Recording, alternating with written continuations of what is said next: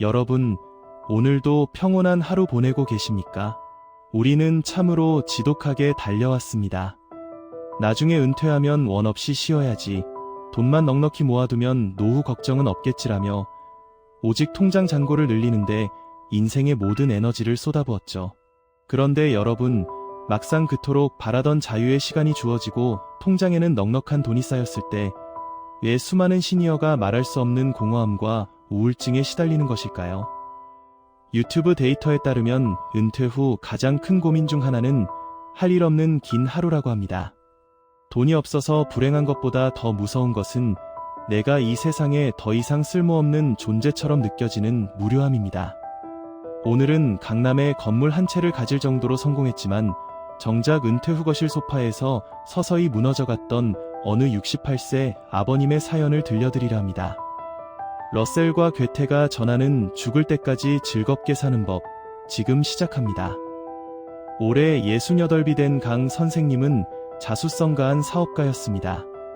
젊은 시절 남들 쉴 때 일하고 남들 놀 때 잠을 줄여가며 자산을 일궜죠. 서울 변두리에 작은 건물을 세우고 자식들 모두 유학 보냈을 때 강 선생님은 비로소 내 인생은 성공했다고 확신했습니다. 그는 은퇴만 하면 전 세계를 유람하고 비싼 취미 생활을 즐기며 왕처럼 살 수 있을 거라 믿었습니다. 강 선생님에게 돈은 신앙이자 훈장이었습니다. 친구들을 만나면 은근히 자산 규모를 자랑했고 돈만 있으면 노후는 걱정 없다는 말을 입에 달고 살았죠. 하지만 3년 전 모든 사업을 정리하고 집으로 돌아온 그를 기다리는 것은 화려한 축제가 아니라 지독하게 긴 침묵의 시간이었습니다. 아침 7시에 눈을 떠도 갈 곳이 없고 전화를 걸어 업무를 지시할 사람도 없는 하루. 처음 한 달은 골프도 치고 여행도 다녔지만 그것도 하루 이틀이었습니다. 매일 똑같은 풍경, 똑같은 식사. 강 선생님은 점차 거실 소파와 한 몸이 되어갔습니다. 사업가로서의 기백은 사라지고 강 선생님은 어느덧 아침부터 저녁까지 뉴스 채널만 돌려보는 TV 귀신이 되었습니다. 통장에는 매달 수백만 원의 임대료가 꼬박꼬박 들어왔지만 그는 정작 1,000원 한 장 쓸 의욕조차 잃어버렸습니다. 가족들은 그런 강 선생님을 힘들어하기 시작했습니다. 아빠, 그렇게 집에만 있지 말고 나가서 뭐라도 좀 하세요.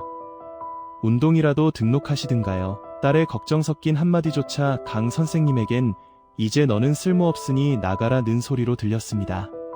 지독한 우울증이 찾아왔습니다. 돈이 없어서 힘든 게 아니었습니다. 내가 사회에서 완전히 지워진 것 같은 느낌, 아무도 나를 찾지 않는다는 그 철저한 소외감이 그를 갉아먹었습니다. 강 선생님은 거실 어두운 구석에 앉아 생각했습니다. 나는 무엇을 위해 그토록 아득바득 돈을 모았나. 이렇게 허무하게 소파에 앉아 죽어갈 줄 알았더라면. 그는 통장 잔고가 늘어갈수록 자신의 영혼은 점점 비워져 가고 있었다는 사실을 병원 진단서를 받고서야 깨달았습니다. 이 깊은 허무의 늪에서 우리는 20세기 최고의 지성, 버트런드 러셀을 만나야 합니다. 그는 그의 명저 행복의 정복의에서 행복은 선물처럼 주어지는 것이 아니라 쟁취해야 하는 것이라고 단언했습니다. 특히 러셀은 노년의 불행이 자신에게만 지나치게 몰입하는 것에서 온다고 경고했습니다.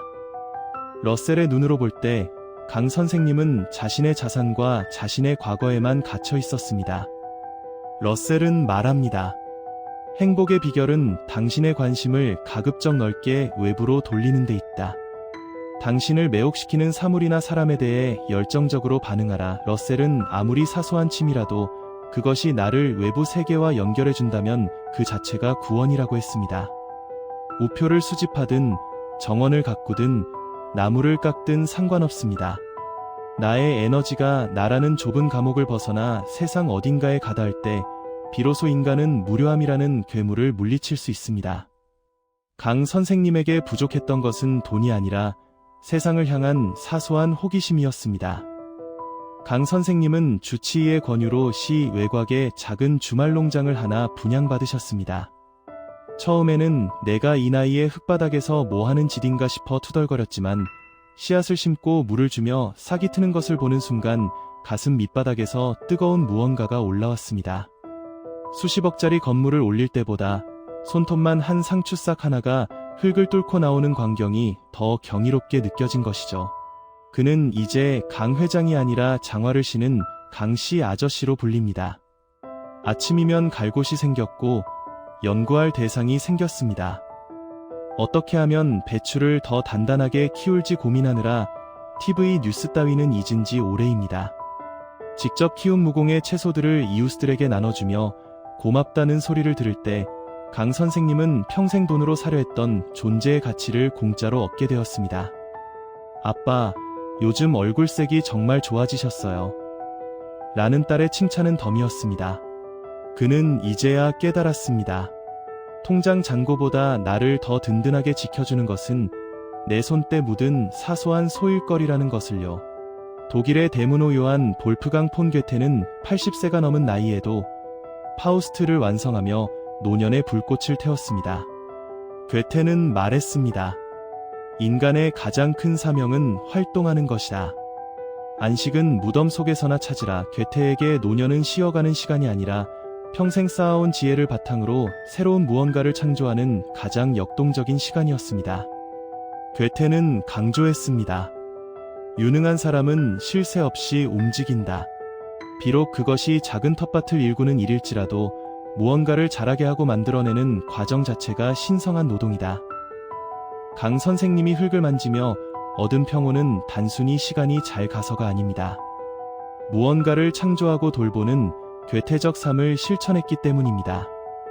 괴테의 지혜처럼 당신의 노후를 소비와 휴식으로만 채우지 마십시오.